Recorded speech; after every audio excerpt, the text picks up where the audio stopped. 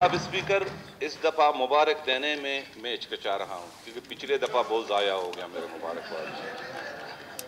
तो लिहाजा रस्मन मैं मुबारकबाद देता हूँ मगर दिल से नहीं। जब तक चीज़ें ठीक होंगे तो फिर उस वक्त काबिल दाद और काबिल मुबारक होगा। शुक्रिया जनाब स्पीकर। हमारे कुछ दोस्त थे, एहतियाती दोस्तों की बात कर रहा हूँ, कुछ एहतियातियों का, सबका नहीं। वो इतने थे कि कम से कम उनको इद्दत तक रहना चाहिए था।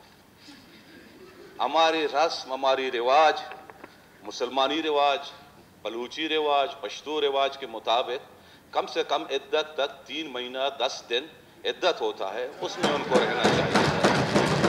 मगर हमारे दोस्तों ने रवायतों को तोड़ा है, हमें दुख इस बात पे हुआ।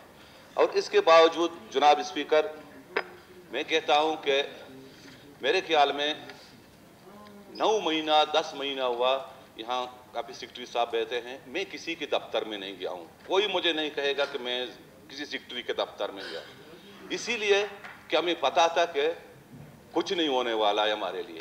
तो अब मजबूरन या कि अपनी लोगों की तकलीफ़ें देखकर इस कदम हमने उठाया और परवरदिगार ने जो हमें कामयाबी नसीब किया, हम सब दोस्तों का शुक्र अदा करता हूँ। और मुबारक और दाद देने के लिए मेरे दोस्त काफ़ी हैं, एक पर्द को मैं नहीं देता हूँ। शुक्रिया।